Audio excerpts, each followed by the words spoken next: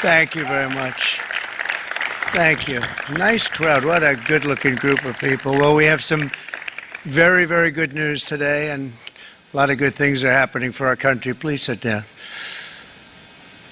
My fellow Americans, this is Liberation Day, waiting for a long time.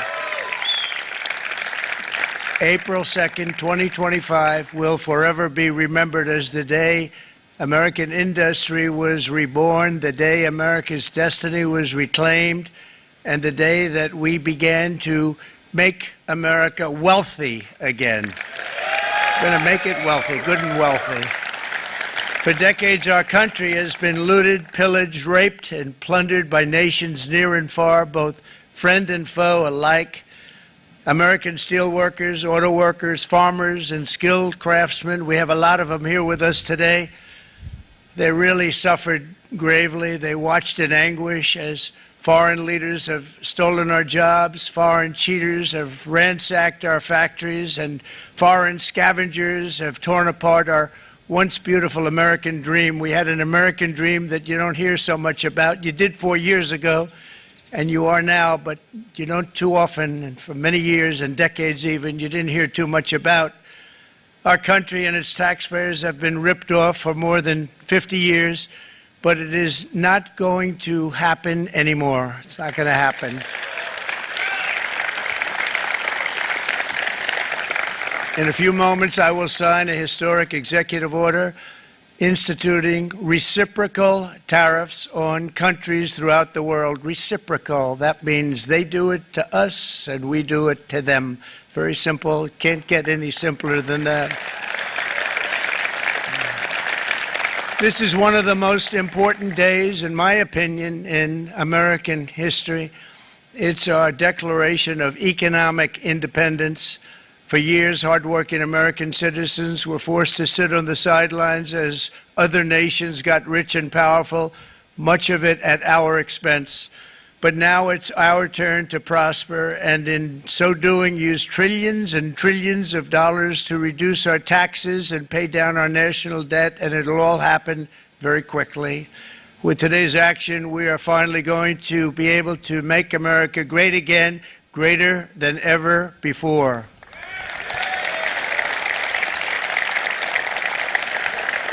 Jobs and factories will come roaring back into our country, and you see it happening already.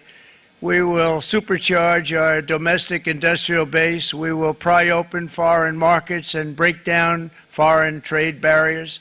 And ultimately, more production at home will mean stronger competition and lower prices for consumers.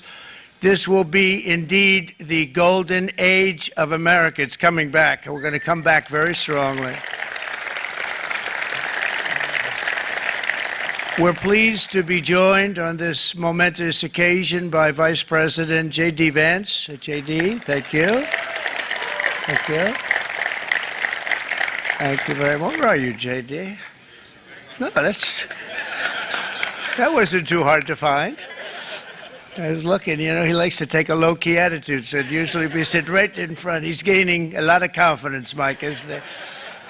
And nearly my entire cabinet is here, as well as Speaker Mike Johnson, who's done an amazing job. And with the great success we had last night in Florida, we have a majority of 7. And 7's like a lot when we had it at 1, right? You've done a fantastic job. And many of the members of the House and Senate are with us. Senators, Congressmen, thank you all for being with us. We appreciate it. For decades, the United States slashed our trade barriers on other countries, while those nations placed massive tariffs on our products and created outrageous non-monetary barriers to decimate our industries. And in many cases, the non-monetary barriers were worse than the monetary ones. They manipulated their currencies, subsidized their exports, stole our intellectual property, imposed exorbitant VAT taxes to disadvantage our products, adopted unfair rules and technical standards, and created filthy pollution havens. They were absolutely filthy, but they always came to us and they said, we're violating, we should pay for it. It's all detailed in a very big report by the U.S. Trade Representative on Foreign Trade Barriers, and I'll just hold it up for you. It's available, and you don't have to pay too much. As I understand it, you'll pay nothing. It's a lot of work for something, actually, because it's a special book. It's frankly, it's very upsetting when you read it, when you see what people have been doing to us for 30 years. This all happened with no response from the United States of America, none whatsoever. But those days are over. Let me offer just a few examples of the vicious attacks our workers have faced for so many years. The United States charges other countries only a 2.4 tariff on motorcycles. Meanwhile, Thailand and others are charging much higher prices, like 60%. India charges 70%. Vietnam charges 75%, and others are even higher than that. Likewise, until today, the United States has for decades charged a 2.5 tariff. Think of that, 2.5% on foreign-made automobiles.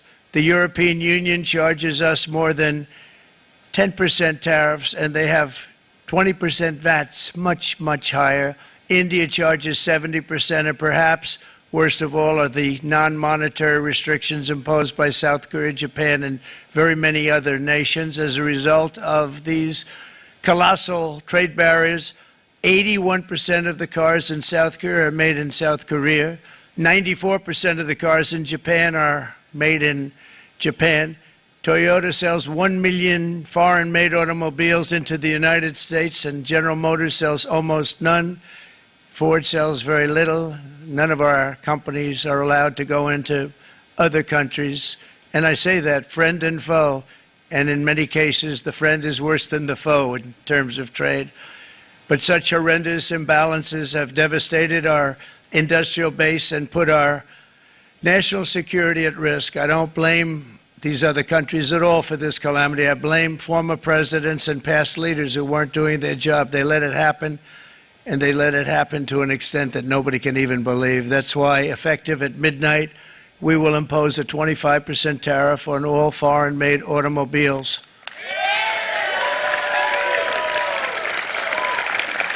Thank you.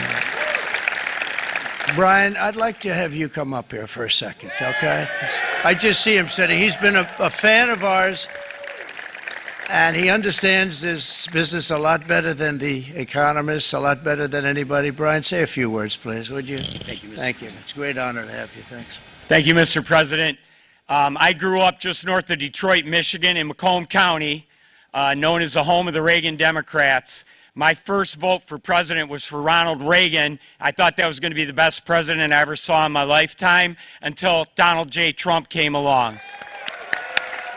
I have watched my entire life, I have watched plant after plant after plant in Detroit and in the metro Detroit area close. There are now plants sitting idle. There are now plants that are underutilized, and Donald Trump's policies are going to bring product back into those underutilized plants. There's going to be new investment. There's going to be new plants built. And the UAW members, and I brought 20 of them with me, they're sitting right over here. We support Donald Trump's policies on tariffs 100%. So, Mr. President, we can't thank you enough. And in 6 months or a year, we're going to begin to see the benefits. I can't wait to see what's happening 3 or 4 years down the road. Thank you, Mr. President. Thank you so much. Thank you. What a great guy. He got it right from the beginning. He got it before almost anybody else. This group over there, they got it too. And you know, we won the state of Michigan. We won almost all of them, but we won Michigan by a lot, and I want to just thank you all. The auto workers were fantastic. The Teamsters were fantastic. Everyone was pretty good, I will tell you. Thank you very much. I appreciate it. You're going to be very happy very soon, and you probably see what's happening with all of the, not only car companies, but car companies in particular. See it with all of the ones they're moving, they're announcing day in, day out. You're seeing it. Nobody's ever seen anything like that. With today's actions, we're also standing up for our great farmers and ranchers who are brutalized by nations all over the world. Brutalized. Canada, by the way, imposes a 250 to 300% tariff on many of our dairy products. They do the first can of milk. They do the first little carton of milk at a very low price, but after that it gets bad, and then it gets up to 275, 300%. So when they're figuring what's Canada charging, they say, oh, about 2%, 3%. But take a look at what happens down the road. When you look a little bit, it's not a pretty picture, and we don't like it, and it's not fair. It's not fair to our farmers. It's not fair to our country.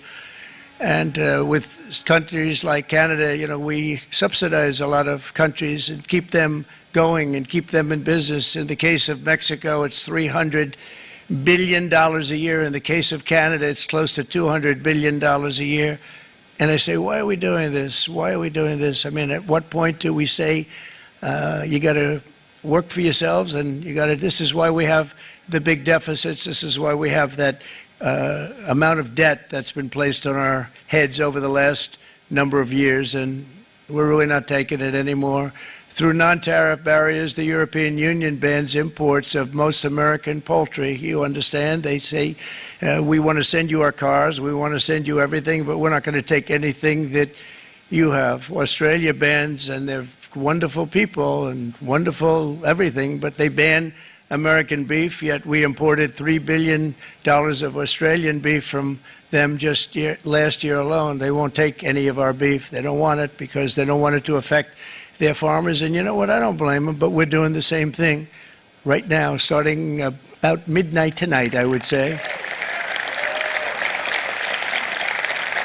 And China charges American rice farmers an overquota, it's called, a tariff rate of 65%. South Korea charges 50%. Actually, they charge different, from 50% to 513%. And Japan, our friend, charges us 700%. But that's because they don't want us selling rice and other things. Who can blame them, Madam Secretary? Agriculture, great job you did on eggs, by the way. The egg prices came down 50%.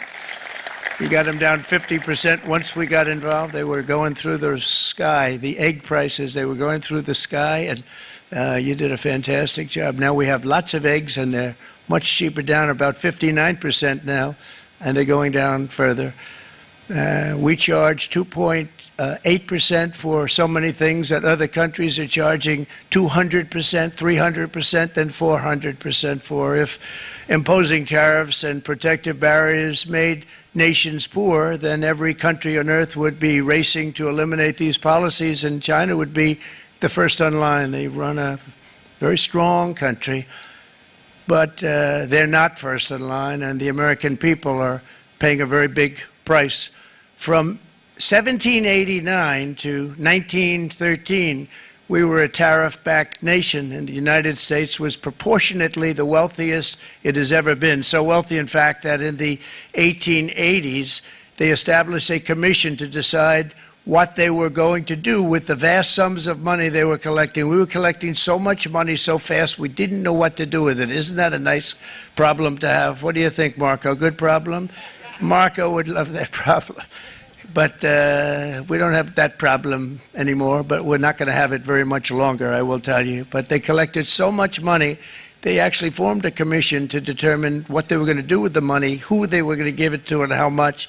Then in 1913, for reasons unknown to mankind, they established the income tax so that citizens, rather than foreign countries, would start paying the money necessary to run our government.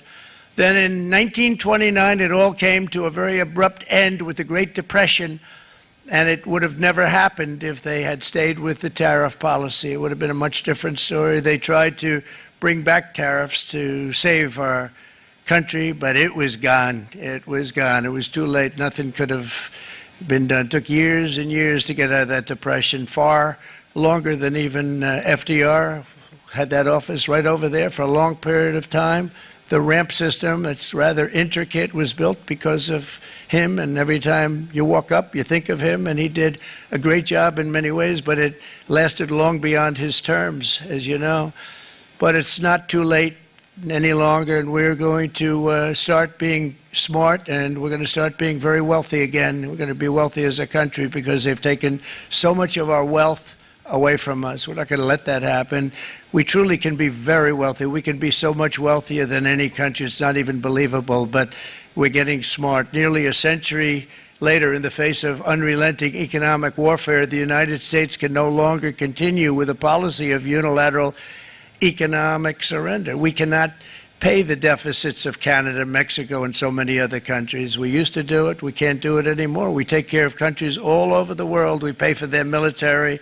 We pay for everything they have to pay. And then when you want to cut back a little bit, they get upset that you're not taking care of them any longer. But we have to take care of our people, and we're going to take care of our people first. And I'm sorry to say that.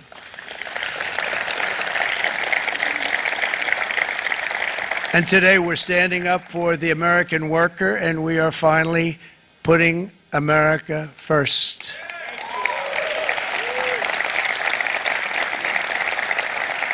In sleepy Joe Biden's last year in office, the United States hemorrhaged 100,000 manufacturing jobs, and the number was going through the roof at levels never seen before. And our trade deficit reached a record $1.2 trillion, which is unheard of. Since the beginning of NAFTA, the worst trade deal ever made, it was a horror show. I was able to terminate it. They all said you'd never be able to get it out. We had to get approval from Congress to get it terminated. We had to live with that deal. It was the worst trade deal ever made by far. But since the very beginning of NAFTA, our country lost 90,000 factories. Think of what that is, 90,000. Think about putting a map up and putting tax on it. You wouldn't have enough room. 90,000. I said, is that possible? We had it checked 4 different times, and it was actually somewhat higher than that. And 5 million manufacturing jobs were lost while racking up trade deficits of $19 trillion. That was the worst trade deal ever made. As a result of these gigantic losses, foreign nations now own $26 trillion more of American assets than think of this, than the Americans own of their own foreign assets or other foreign assets. The United States can no longer produce enough antibiotics to treat our sick. We have a tremendous problem. We have to go to foreign countries to treat our sick. If anything ever happened from a war standpoint, we wouldn't be able to do it. We import virtually all of our computers, phones, televisions, and electronics. We used to dominate the field, and now we import it all from different countries. A single shipyard in China now produces more ships every year than all of the American shipyards combined. Think of that. And it was a business that we used to dominate. We used to dominate it totally. In short, chronic trade deficits are no longer merely an economic problem. They're a national emergency that threatens our security and our very way of life. It's a very great threat to our country. And for these reasons, starting tomorrow, the United States will implement reciprocal tariffs on other nations. It's been a long time since we even thought of that. We used to think about it a lot. We didn't think about it for many decades, and you see what's happened. For nations that treat us badly, we will calculate the combined rate of all their tariffs, non-monetary barriers, and other forms of cheating. And because we are being very kind, we're kind people, very kind. You're not so kind when you got ripped off with your salaries. My auto worker friends and my Teamster friends and all of the unions that typically voted Democrat, they're not voting Democrat anymore because worker, whether union or non-worker, they're for the Republicans now. That's what happened. But we will charge them approximately half of what they are and have been charging us. So the tariffs will be not a full reciprocal. I could have done that, yes, but it would have been tough for a lot of countries who didn't want to do that. I'd like to see the chart if you have it. Could you bring it up, Howard? This is our great Secretary of Commerce, Howard Lutnick. Thanks, Howard. So if you look at that, China, first row, China, 67%. That's tariffs charged to the USA, including currency manipulation and trade barriers. So 67%, I think you can, for the most part, see it. Those with good eyes, with bad eyes. We didn't want to bring, it's very windy out here, we didn't want to bring out the big charts because it had no chance of standing. Fortunately, we came armed with a little smaller chart. So it's 67%, so we're going to be charging a discounted reciprocal tariff of 34%. I think In other words, they charge us, we charge them less. So how can anybody be upset? They will be, because we never charge anybody anything. But now we're going to charge. European Union, they're very tough, very, very tough traders. You know, you think of European Union, very friendly. They rip us off. It's so sad to see. It's so pathetic. 39%, we're going to charge them 20%, so we're charging them essentially half. Vietnam, great negotiators, great people. They like me, I like them. The problem is they charge us 90%. We're going to charge them 46% tariff.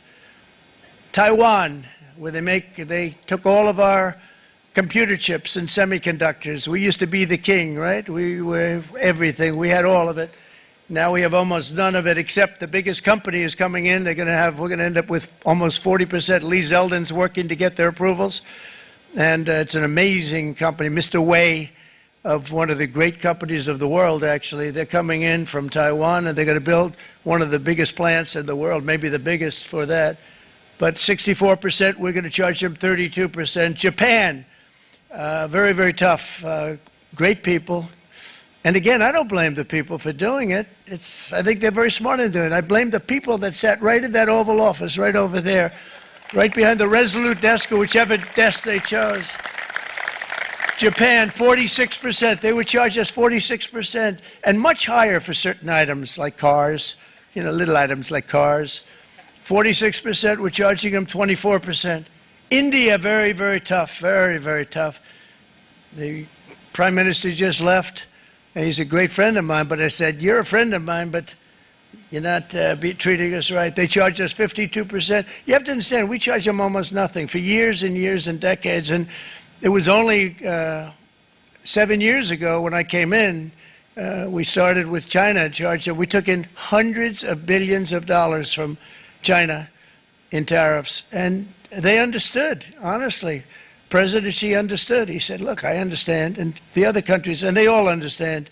We're going to have to go through a little tough love, maybe, but they all understand. They're ripping us off, and they understood it. Prime Minister of Japan, Shinzo Abe. He was a fantastic man. He was unfortunately taken from us, assassination. But I went to him and I said, Shinzo, we have to do something. A trade is not fair. And he said, I know that, I know that. And he was a great gentleman. He was a fantastic man, but he understood immediately what I was talking about. I said, Shinzo, we have to do something. He said, I know that. And we worked out a deal, and it would have been a much better deal, but frankly, there were many years left on the deal that was made previous to my getting there, but it was something. If you look at Switzerland, 61% to 31%, Indonesia, Malaysia, Cambodia, oh, look at Cambodia, 97%. We're going to bring it down to 49. They made a fortune with the United States of America. United Kingdom, 10%, and we'll go 10%. So we'll do the same thing.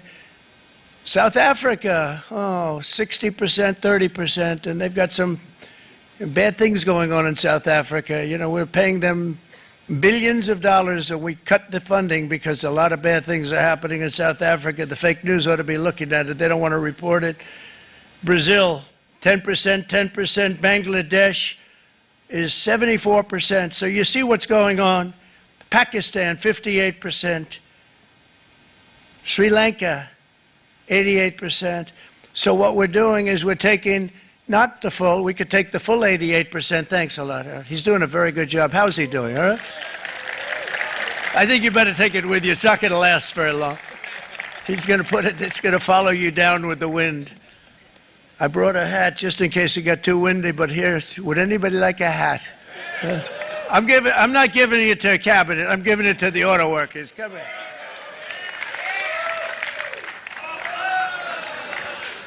Thank you, fellas. Get it. That's it. That's it. They deserve it more than our cabinet. Our cabinet has plenty of hats. But you see the numbers. The numbers are so disproportionate. They're so unfair. At the same time, we will establish a minimum baseline tariff of 10%. You notice that on the chart. And that'll be on other countries to help rebuild our economy and to prevent cheating. So we're going to have a minimum of cheating, and we're going to be very severe on the people that at the gate that watch the tariffs and watch the product coming in, because there's been a lot of bad things happening at the gate because the money is so enormous that you're talking about. There's never been probably anything like it in terms of the enormity, and there are a lot of bad things happen at the people that do the check-in, and they're looking at 10-year jail sentences if they do play. We're going to treat them so good, but if they cheat, the repercussions are going to be extremely strong. Foreign nations will finally be asked to pay for the privilege of access to our market, the biggest market in the world. We're right now the biggest market in the world. We had a great country 4 years ago in terms of the economics. We were doubling up on China. We were doing so well. Nobody was going to catch us, but so much of it slipped away over the last 4 years under Biden. I campaigned on this policy throughout last year, and today that promise was made, and it was also a promise, as you know, that was kept. Promises made, promises kept. To any company that objects to our common sense reciprocal tariffs, again, reciprocal, back and forth, back and forth. And I call this kind reciprocal. This is not full reciprocal. This is kind reciprocal. But what we do is we cut it in half. We charge them. My answer is very simple if they complain. If you want your tariff rate to be zero, then you build your product right here in America, because there is no tariff if you build your plant, your product in America. And we've seen companies coming in like we've never seen before.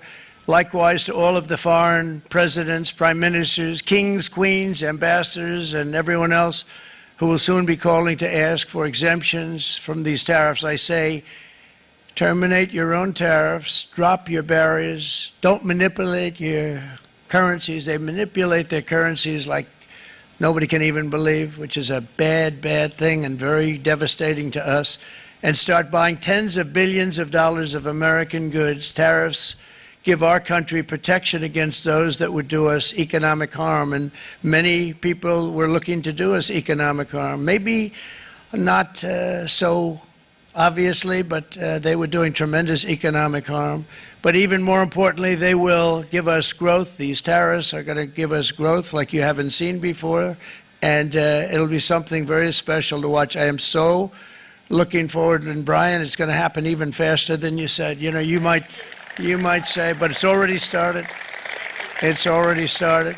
Work's already begun on plants all around the country, and you see that as before. These are big, rich companies. We have $61 billion started on a big plant going up. It's going to be announced over the next 2 days, and they already started work. Many of these the biggest companies in the world, they've committed to build, build, build. We're going to build, build, build, sir. And they came here to see me, and they wanted to know if they could have a press conference. I do as many as I can. I'm pretty busy trying to stop Russia and Ukraine and the Middle East. We got to stop that. We got to stop the Houthis, which we're making tremendous. They like shooting ships down and out of the water, sinking ships. They get a kick out of it, but they're not getting such a kick out of it now, are they, Mr. Secretary? They're not getting such a kick out of that now. But here are just a short list of some of the companies that have already announced and committed to investment. And this is a company that built its factories and its plants in China. Apple is going to spend $500 billion. They never spent money like that here. They're going to build their plants here. SoftBank, OpenAI, and Oracle, great companies, are investing $500 billion almost immediately.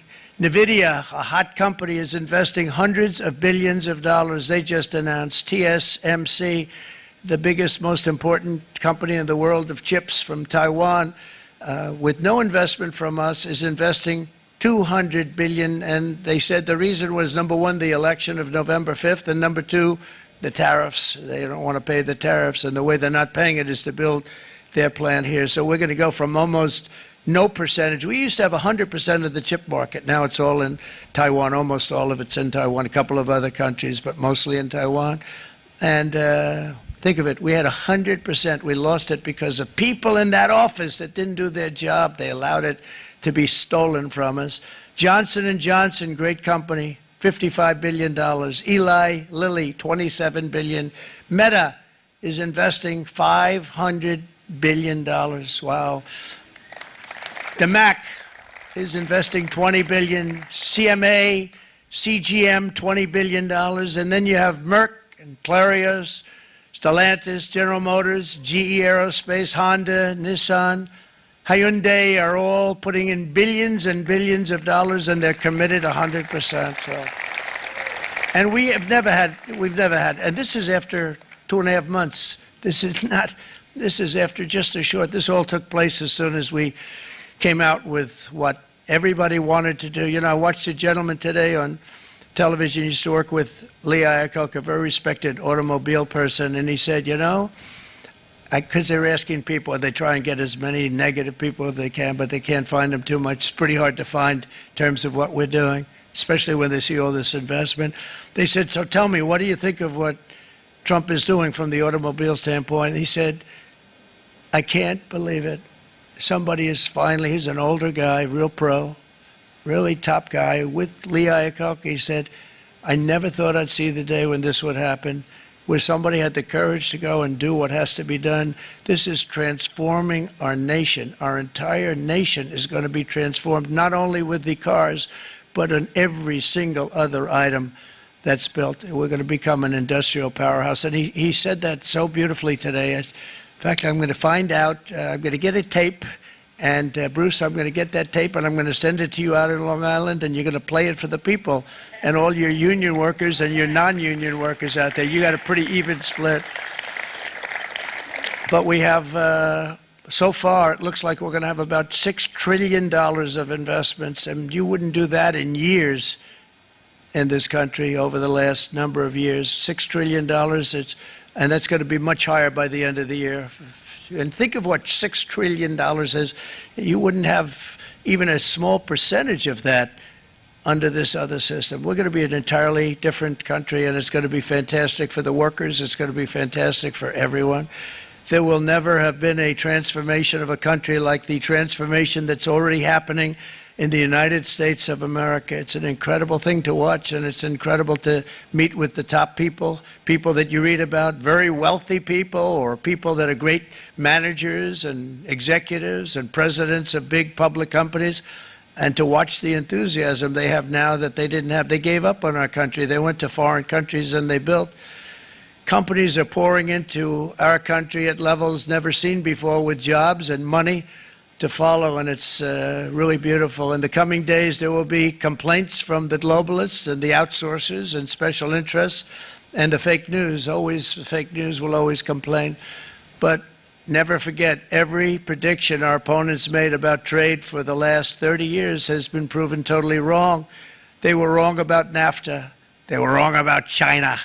They were wrong about the Trans-Pacific Partnership, which would have been a disaster if I didn't terminate it. If I didn't terminate that, United Auto Workers, you would have had no jobs in this country. You would have had no jobs. It was all going to other countries.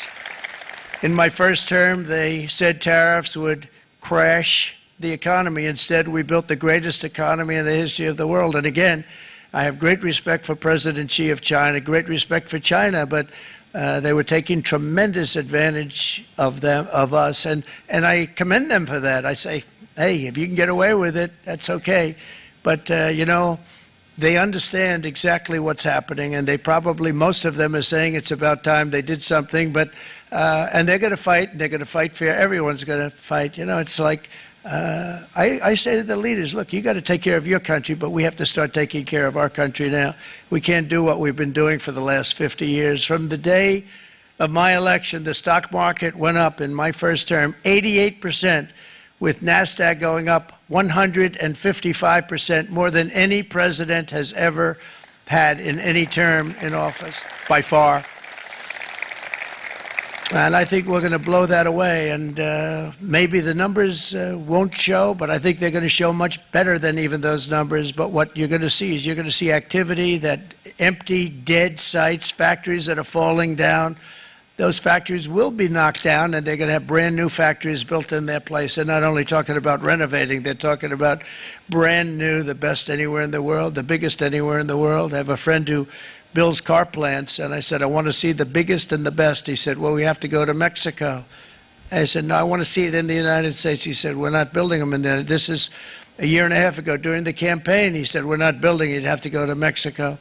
When I was starting to decide to run, and I went to #1 in the polls very rapidly, I want to say, like let's say in the first hour, and then shortly thereafter, it looked like I was going to win, and the fake news was saying, "Oh no, don't do this." What they don't know is, if I didn't win, they would have really been in trouble, because nobody wants to read them anyway.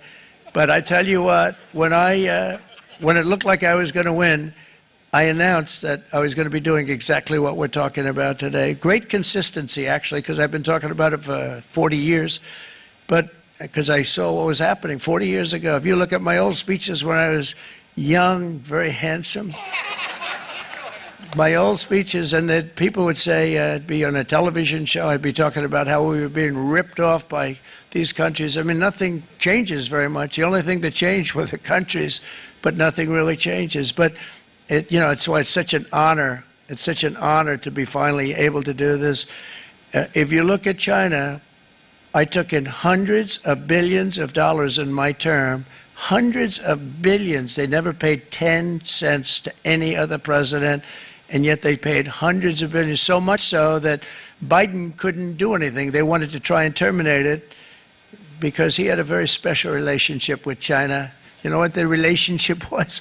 He had a special relationship. But the numbers were so big, that they couldn't do it.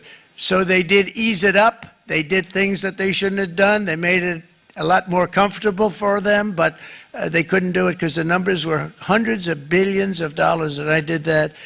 And we were on our way to doing something like incredible. And then we had a very bad election happen, a very bad election. A lot of bad things happened. So when I said we got to do it again, I said we have to make it too big to rig. And we made it too big to rig, and we won in records, and it was a monumental win. And it was such an honor to see so many of you, like Brian and your friends, here with us to celebrate, and to more importantly celebrate what we're doing, because that wouldn't be a full celebration if we didn't do this, because this will be an entirely different country in a short period of time.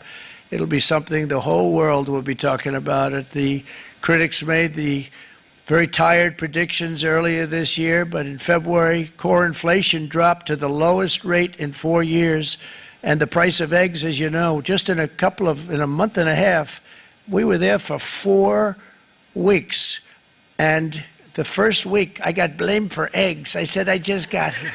They said eggs have gone up at like 250%, and you can't get eggs, and they were going crazy. And I said, I just got here.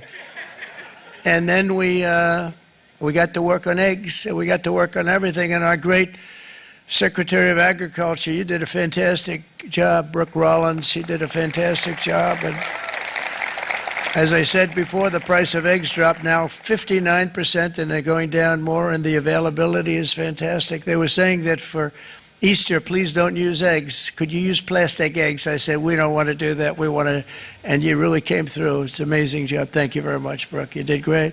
But likewise, an old-fashioned term that we use, groceries. I used it in the campaign.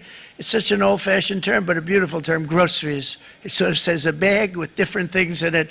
Groceries went through the roof, and I campaigned on that. I talked about the word groceries for a lot, and energy costs now are down, groceries are down, gasoline is way under $3, and people are beginning to be able to buy things and live again. We brought prices way down. We created 10,000 already in a few weeks, new manufacturing jobs.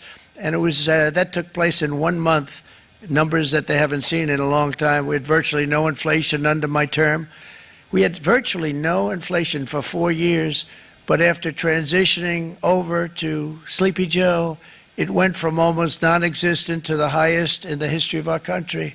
They're the highest inflation in the history of our country, brought up by energy and bad spending and bad policy, and a lot of bad things happened. How about allowing millions and millions and millions of people to pour into our country with open borders, where it's so sad to see even now.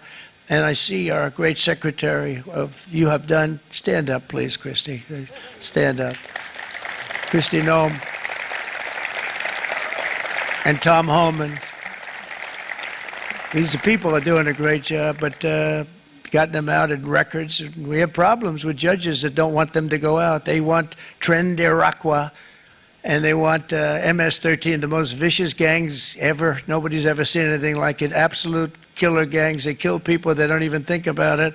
And we put them out, and we have judges now, radical left judges that they don't want them to go out. They want them to even be brought back. Let's bring them back. You've done a fantastic job, and please thank everybody. Homeland Security, thank everybody. Appreciate it. And we now have a border that's the best border that we've ever had, even better than it was my first term. My first term we did good, but this one we really specialized in. We've done really well. And we had records then. We had the best, safest border. 4 years ago, we had the best border there ever was. And now we have, you've actually matched it and done even better. And we're going to get it down the right way. And we want people, by the way, to come into our country, but we want to come in through a legal process. We want them to come in legally. We need more people. We need people to run these plants and to help the auto workers and the Teamsters and the non-union people and everybody else. But we need people, and the farmers. And we're going to let people come in, but they want to come in. We want them to come in legally. They have to have the capability of loving our country, not people that hate our country. We don't want them in our country. And now we're going to pass the largest tax cuts in American history, and that's where we're relying on Mike and John Thune. And we will not cut Social Security, Medicare, or Medicaid benefits, and the Democrats will, because if they got in, the entire economy would collapse. This country was heading for a collapse under the people that you saw. They were horrible. I think one of the reasons people like the job, I have my highest approval ratings because I think they're comparing me to the worst administration in the history of our country, so I appreciate that at least. But Speaker of the House Mike Johnson and Senate Majority Leader, appreciate it, Mike. John Thune have been fantastic, by the way. But they've been working tirelessly on taking the next step to pass the plan for our one big, beautiful bill. I'd like to name it that if you can. One big, I made that statement about 6 months ago, and everybody calls it one big, beautiful bill. And it will be that. It'll have everything, the big tax cuts and every incentive there is. And it'll be fantastic. And by the way, for the cars, we're asking for an interest deduction on a loan. So if you build the car, only in America we do it, Brian. If the car's not built in America, you don't get the interest rate deduction. But if you build the car in America, if you buy a car, if it's built in America, then you get an interest rate deduction, tax deduction, and that's a big thing. It's going to be a big thing. I think that's going to pay for itself very quickly, that deduction. Never happened. We've never had anything like that before. Somebody said, where do you get the idea? Because it's so basic. You would think that would have happened a long time ago. It never did, and I'm very happy it didn't, because now I can say that was my idea.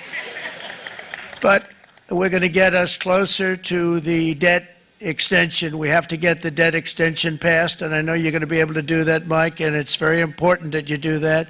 And all of the other things that the Senate budget plan gives us, along with working, because I know they're working together, John and Mike, and the two bills are going very well together. We need to get our shared priorities done, including certain permanent tax cuts. We want the tax cuts to be permanent, spending cuts, energy and historic investments in defense, border, and so much more. We're covering everything. These will be phenomenal. There'll be no bill like this going to straighten. One bill is going to straighten out our country for many, many years to come.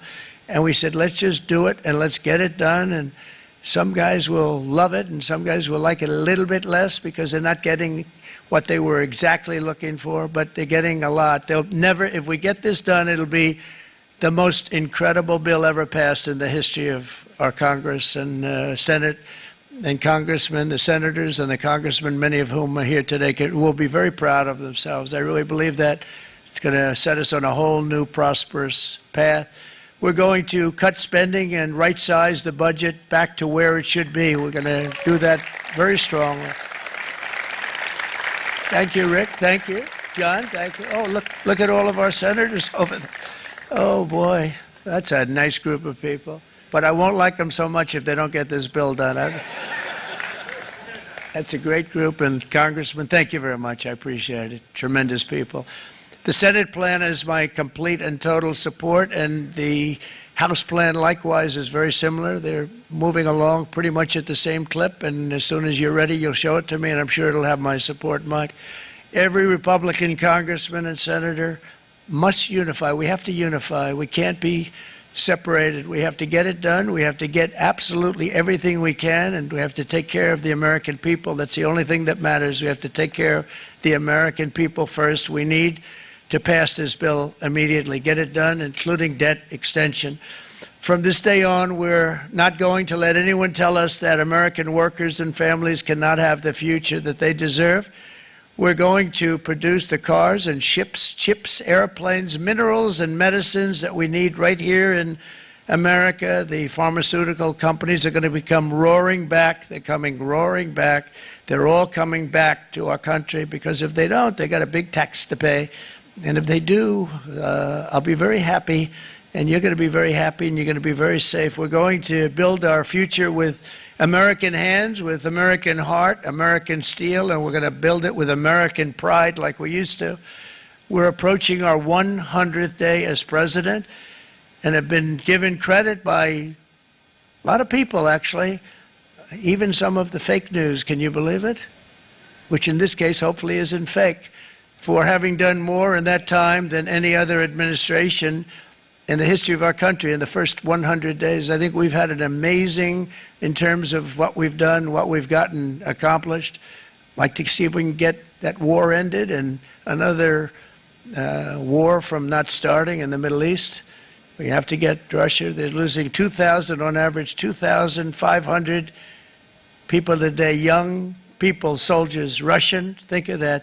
2,500 through some days, but on average, probably over about a 1 week period, it's 2,712, they say. They're losing those soldiers. They're dying.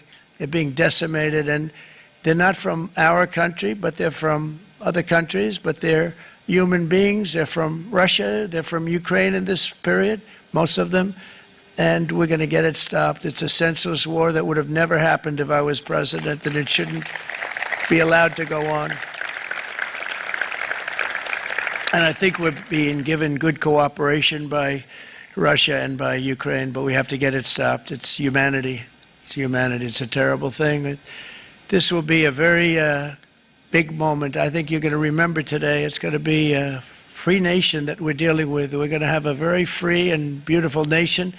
It's going to be Liberation Day in America, and it's going to be a day that hopefully you're going to look back in years to come and you're going to say, you know, he was right. This has turned out to be one of the most important days in the history of our country. God bless you, and God bless America. Thank you, everybody. Thank you very much. Thank you. Thank you very much.